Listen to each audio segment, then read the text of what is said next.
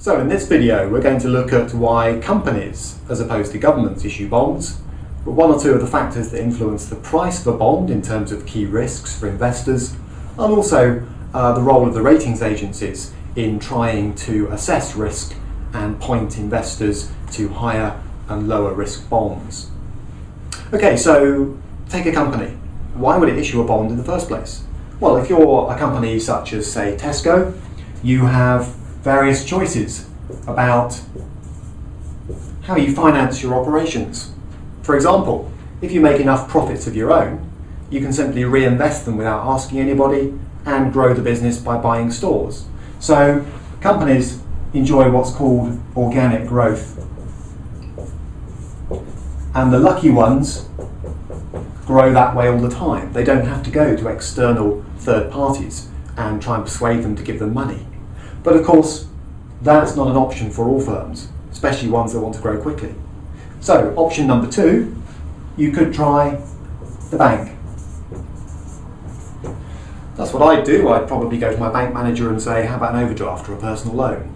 And a company can do that as well. But there may be a cheaper way for a large company such as Tesco to raise capital. And that's where bond issues come in.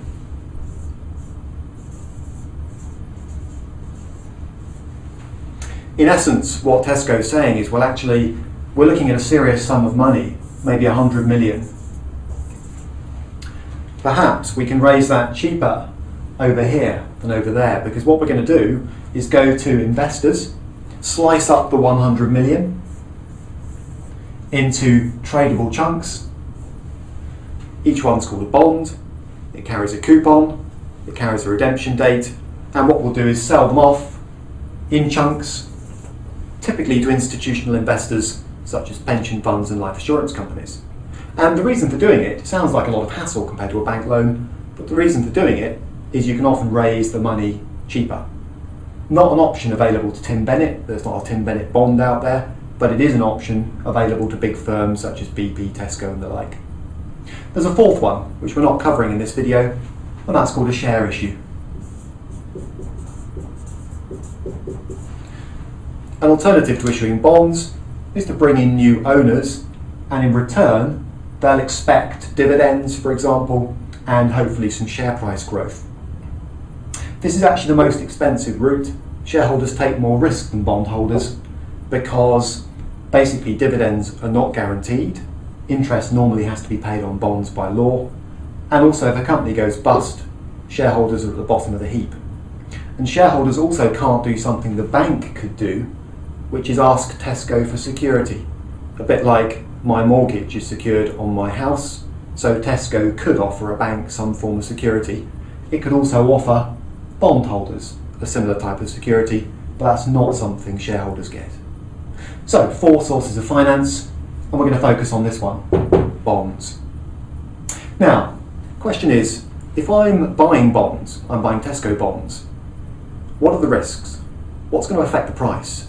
How do I know whether they're going to go up or down, and by how much?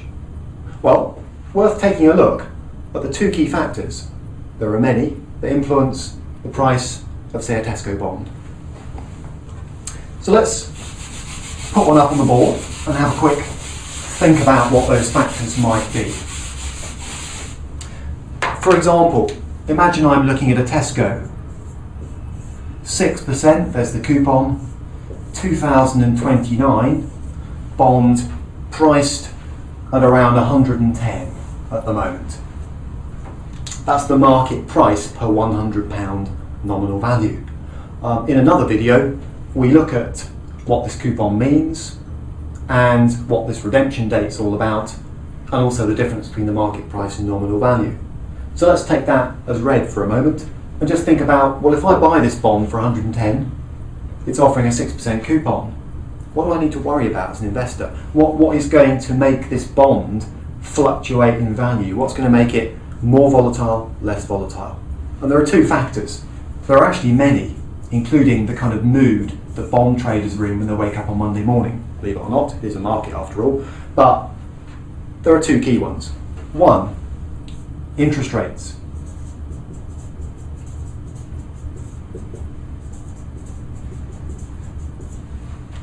This is a fixed coupon bond. No matter what happens tomorrow morning, in other words, no matter what rate of interest my building society offers or I can get from the Bank of England, Tesco is offering 6% flat until 2029.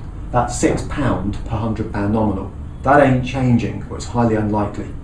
So as an investor, do I buy this for 110? Could I put my money to work elsewhere? And what I need to think about is what could I earn elsewhere? And here's the point.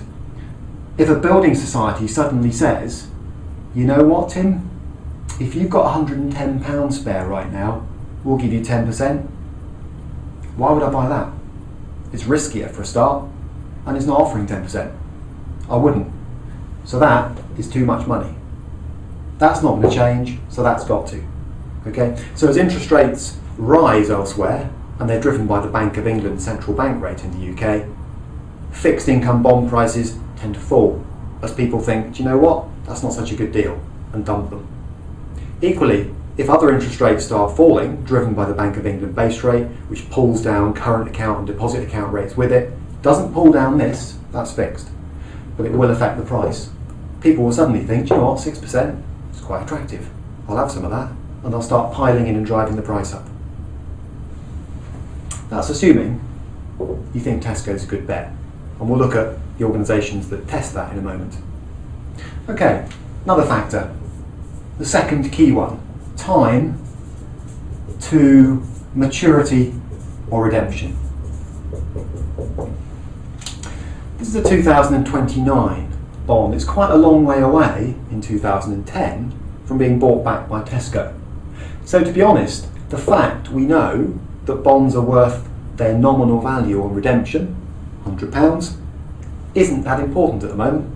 That's years away. So of these two factors, for a long dated bond like this, most investors will watch interest rates like a hawk.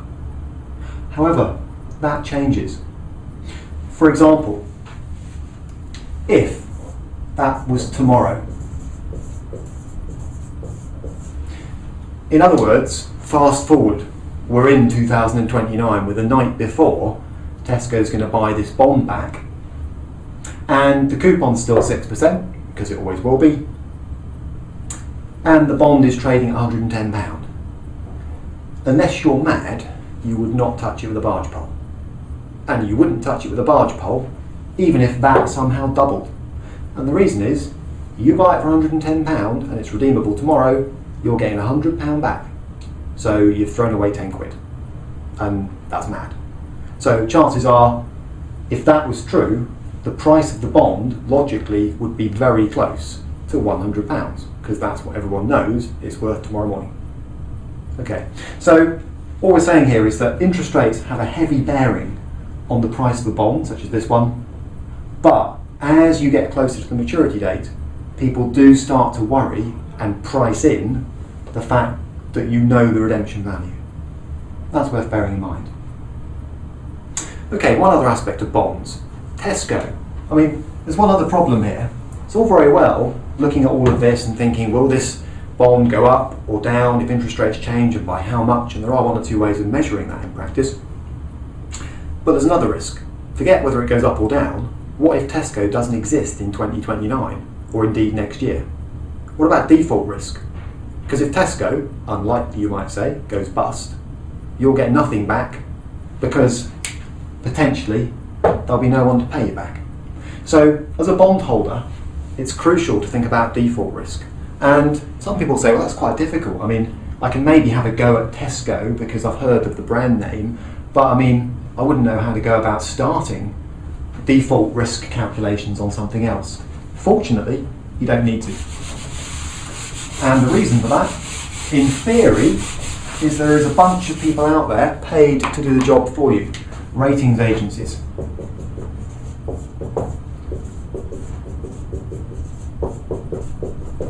The organisations that you'll see in the press and all over the place at the moment are Standard & Poor's. These are the sort of names. Moody's, a rival organisation, and there's another one out there, Fitch. These are all ratings agencies. And what they do is they put a rating on bond issuers and bonds. So they'll look at a company such as Tesco and ask themselves the question, just how financially sound is Tesco? They do ratio analysis amongst other things. And they'll also look at the type of bond that's been issued by Tesco, because some bonds are riskier than others. And they'll come up with a rating. And if you're a really risk-averse investor, you ideally want, over here for example, the so-called AAA rating. That means the issuer is as safe as the government, pretty much. Or at least most governments. Okay. Once you get to a rating below AAA, so essentially these guys crunch the numbers, put a rating on each bond and the issuer, and decide whether it's AAA or below. Once you start to move down the alphabet, and it goes as far as D normally, D for default, that's serious trouble. All right. As you slip down the ratings, anything on this score much below about BBB is known as sub-investment grade. In some language, almost non or subprime. So as an investor, you can get a sort of warm feeling, not a guarantee, I have to say. Lehman Brothers was AAA before it went bust, effectively. But you can get a kind of warm feeling by looking at the rating. This is public information. And the higher it is, the closer to AAA, the less risky, all other things being equal, the issuer and the bond are thought to be.